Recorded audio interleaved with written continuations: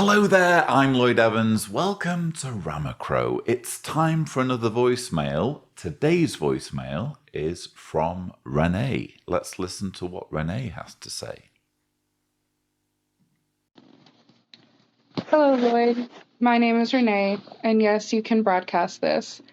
I'm 25 and in the southern U.S., and I'm considered inactive by organization standards, but I'm not a Jehovah's Witness anymore. I was raised one for most of my life. I have been out for the past 4 or 5 years, and I've spent the last 3 living my truth. I've never been happier, but at the same time, I have been having problems with my still witness parents. They decided to make their stand to me in March of this year, 2022. And yet they still think it's okay to talk to me, even though they said that they didn't really want to anymore because their conscience wouldn't let them. But it seems like their conscience took a turn that same day because after talking to my mom, she said that because I'm still her child, she has an obligation to keep checking in on me and making sure I'm okay. I feel like that's doing more harm for the both of us than good. She thinks that I will still change my mind and come back when I know that that's not what I want ever. I don't ever want to go back. But I don't know how to make them see the lie that they are living and believing in, and it hurts because now they do think I'm an apostate because of some stuff that I have said and brought to their attention, but they at the same time want to shove Jehovah's Witness jargon and propaganda down my throat. So I told them that that's no longer okay, that if I can't share things with them, they cannot ask me to read or watch videos from the organization. They have agreed to that, but they still want to come and visit me in November. And I'm not sure if that's a good idea either. So my question for you is, what steps can I take to kind of open their minds a little, but not in a, I guess, apostate sounding way, if that makes any sense? Or without being so straightforward about it. Anyway, I hope you get this. I hope you get to broadcast it. I'm sure others have a question similar to mine or have gone through something similar that I have. And I really hope that this can help others get answers. So thank you so much, Lloyd. I love your channel so much. I recommend it to those who even aren't witnesses who want to know more about how I lived parts of my childhood and my teen years, and to help them see that it's not a good religion, that it is a cult, and hopefully they can steer clear. So thank you. Well, thank you, Renee, for that really good voicemail. It's a situation that I'm sure, as with many voicemails, the viewers will relate to. I can certainly relate to it. It's just a messed up situation, isn't it? You know, you'd think it would be a very straightforward thing to have a relationship with your parents and for them to come and visit and just have a really nice time together, just enjoy each other's company. But due to the way this group functions and due to the way that apostasy is stamped out and dissent is just completely extinguished, you know, we're left with this awkwardness. And I really don't envy your situation, but to be completely frank, I think you're dealing with it already in a very good way. This is basically how I would deal with it.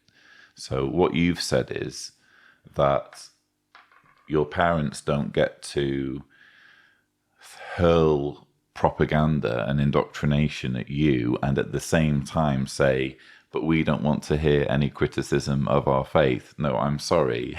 It can't be like a one-way street when it comes to the exchange of information. If they want to hurl stuff at you, you get to respond accordingly. You get to respond with the things that concern you, or the criticisms that you have of the organization. They can't have it all their way.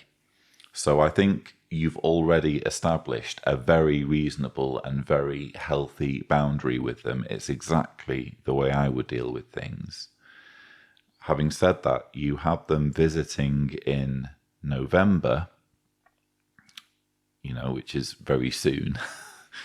And you're wondering how to play things out. And look, I think as long as you both stick to the rules that you've agreed on, I don't see why you can't just have an enjoyable time together. And that would be, if I were in your shoes, that would be my first priority, is to just see if you can have an enjoyable time, if you can enjoy each other's company without ever once mentioning religion. That would be, as someone who doesn't have a relationship with his father. My mother died when I was 21, but I do have a father. I don't have any relationship with my father. And so the thought of, being able to spend some time with family, and that they're Jehovah's Witnesses and they know that you don't agree, but you can just find a way of enjoying each other's company anyway. I think that's a fantastic thing to aim for. But I'm guessing that you wouldn't have left this voicemail if you thought that that was a realistic goal. So it seems that you are already anticipating them trying to use this opportunity to salvage you in some way. Or perhaps you're expecting them to stick to their end of the bargain, but you feel as though you need to find a way of trying to deprogram them. And as I've said in voicemail after voicemail, unfortunately, that's not how it works. We can't do other people's thinking for them. They have to be at the place where they're ready to start questioning things. So as tempting as it is to want to kind of pull them out or maybe sow some seeds, I would keep just having a cordial, respectful, enjoyable time with them, minus religion, as your main objective. And if the conversation does slide into religion, and if you feel as though you're in a situation where, as their daughter, you feel as though you need to, as you said, speak your truth, or you need to sow some seeds, I would suggest before the meeting educating yourself or learning as much as you can on street epistemology. Rather than hurling facts at them, rather than triggering their cognitive dissonance and making them raise barriers, just see whether there are some questions you can ask that might make the conversation, if there is a conversation, more productive. So in other words, how do you feel you can be certain that the Bible is a book that is inspired by God? What has brought you to that conclusion? How do you feel that you can be certain that the faithful and discreet slave were chosen invisibly in 1919? By what theological mechanism do you feel that this appointment in 1919 can be extended all the way to 2022 and the members of the governing body who are here now? Is that not a version of apostolic succession? These are questions that, you don't need to win a battle. So it's okay if they just say, oh, well, we don't want to answer that question, or we don't know what to say to that. That's fine. Just leave it. I think just using questions and leaving them hanging almost, and just helping them to understand that there are many, many questions, and sometimes you just need to think about them for a while. That's enough. That would be enough for me.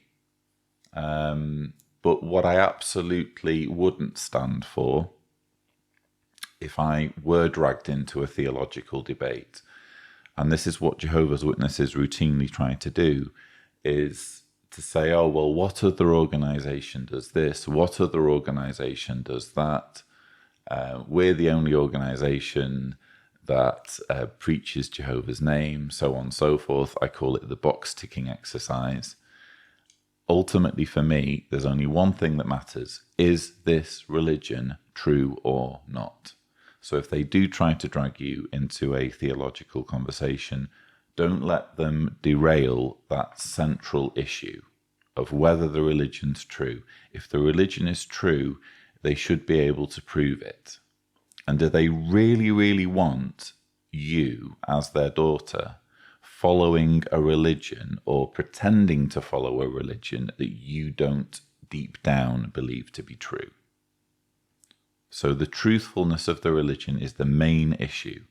If something's true, there should be evidence to support it. And the evidence needs to be proportionately impressive according to the claim. Extraordinary claims require extraordinary evidence. So again, my main objective, if I were in your shoes, would be during their visit to keep religion completely off the table. Try to use it as an experiment to see whether you can have a meaningful, enjoyable time with them without religion even being an issue.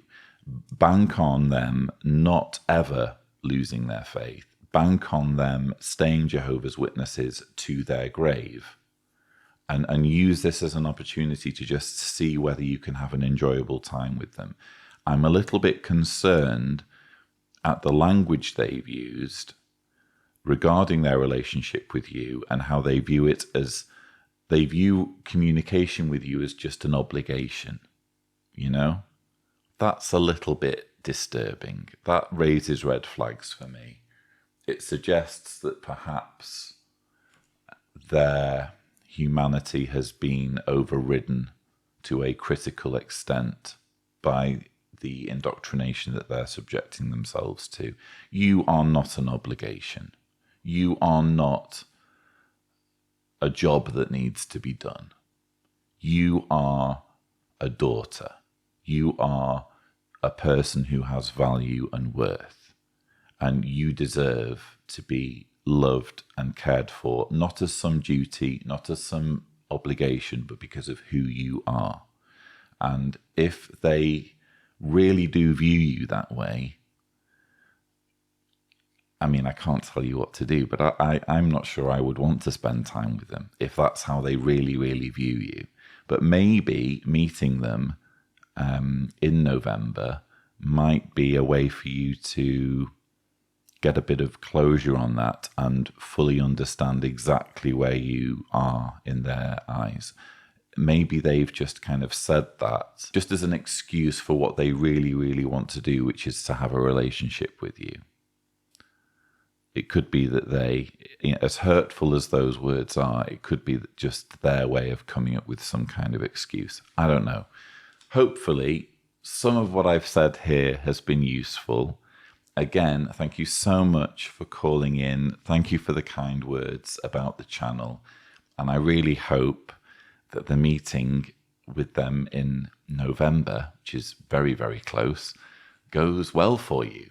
But that's all I have time for. If you would like to leave a voicemail, please do visit speakpipe.com/Cedars. And remember to indicate clearly if you don't want me to broadcast your message on this channel. But that's all we have time for. Thank you so much for watching.